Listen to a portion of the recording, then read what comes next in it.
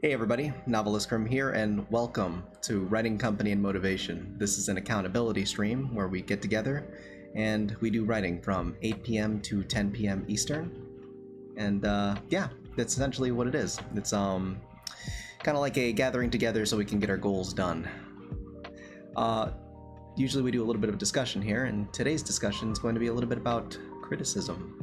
Ooh, scary. So, part of the reason why I wanted to discuss this today is because on Thursday I was supposed to be getting a critique done for my writers group, and unfortunately, because some of the members there are getting sick, and there's a lot of family issues with whomever's running it, and also other people who were dealing with other issues with life.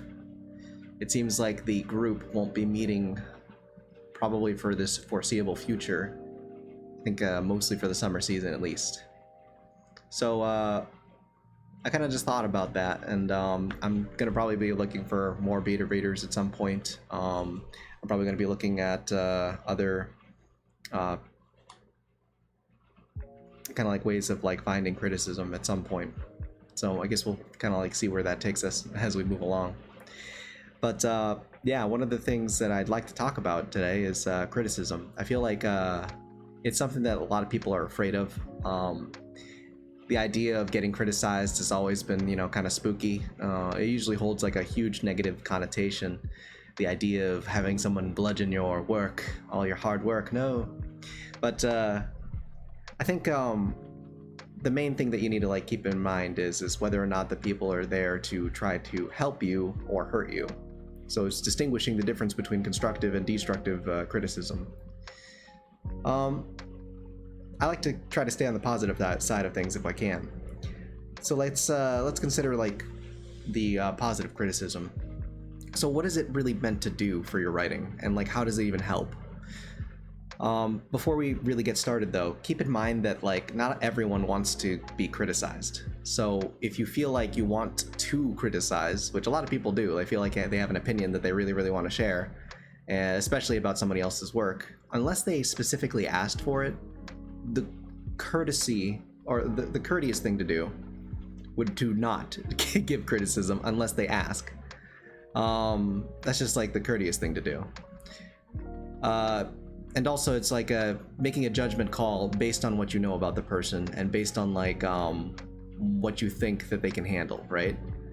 So like if somebody is like relatively new with writing, you don't want to like avalanche them with like all sorts of different criticism at once. Especially if they're just kind of like getting into the craft. You don't want to snuff the little spark out. So I think it's like if you are in the position of criticism, be careful, because it's like, a lot of the work that they're doing, depending on what stage, is like very delicate. So it's tricky business, but in general, hello, how's it going? So in general, like what criticism is designed to do is basically you would try to like read somebody's information. Let's say you're beta reading.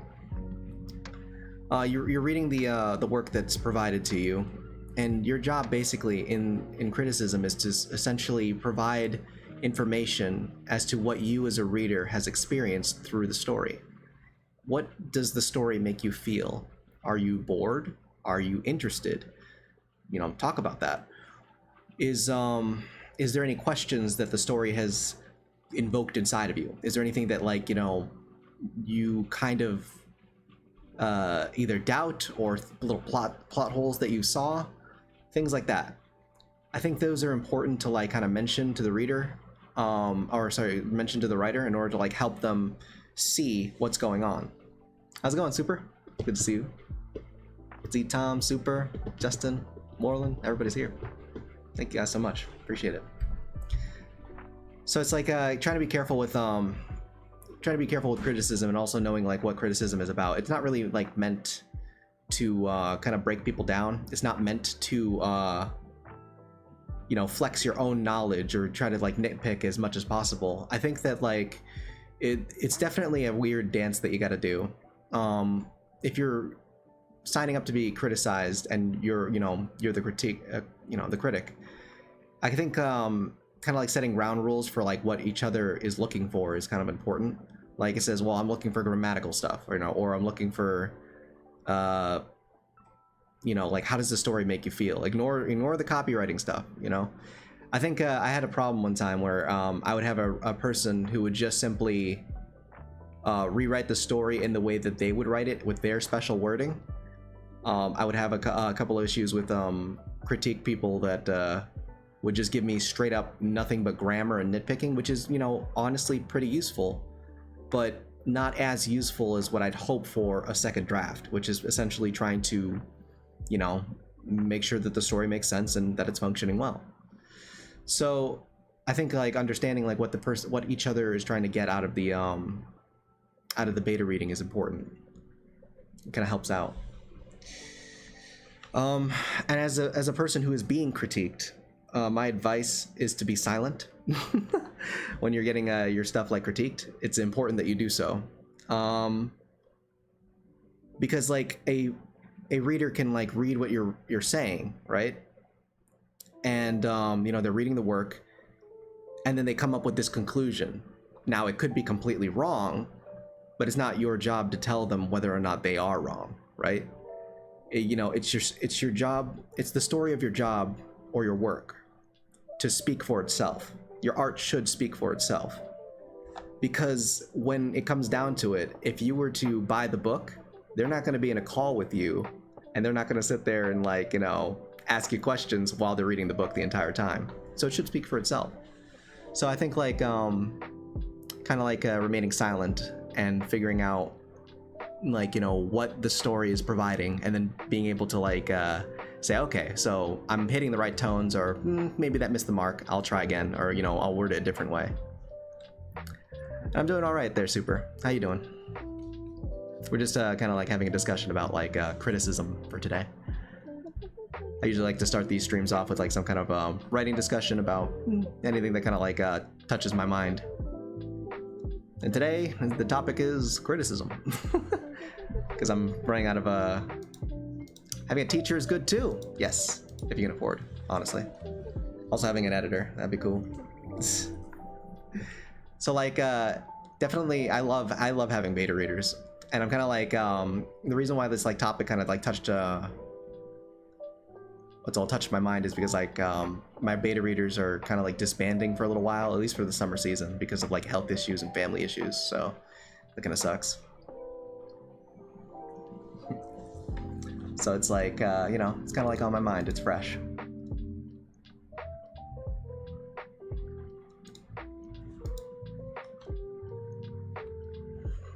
So like yeah, that's pretty much like the only things that I really am thinking about today in terms of story writing. Like having beta readers is pretty handy. Joining groups is kind of nice when you have like that type of stuff going on. How's it going, Crow?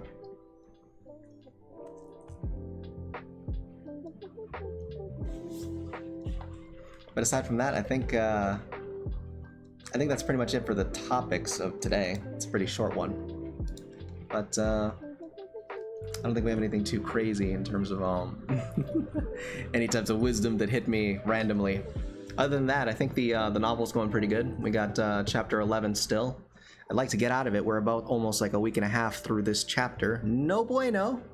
Been wanting to get it down to like fucking like one chapter a week, but I'm still on that like almost one chapter every 2 weeks type of speed. So I need to figure that out.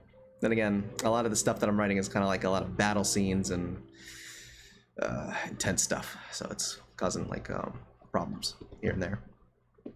So anywho, aside from that story update, let me see, is there anything else on the docket for stuff to talk about? All right, so again, thank you guys so much for coming out. I really appreciate the 11 support. It's been a lot of fun doing this type of stuff, and I have a lot of fun just hanging out. It's a good time. Anywho, I hope you guys have a wonderful weekend. We'll be streaming again on Mondays, Wednesdays, and Fridays from 8 p.m. to 10 p.m. Eastern. So you can catch us live there. If you haven't, I recommend you leave a follow if you haven't, because it's a great way to get notified when we do this type of stuff. And you can check out our Discord by hitting !Discord in chat, just like I did right there. That'll give you a link to our channel, and there you can find our journal. You can also find a stream archive where we capture all these kind of like the stream highlights, any advice or lessons or things that we've like kind of done over the periods of time. You can definitely check it out there. Fun stuff. But yeah, take it easy, Sparks, and as always, stay passionate.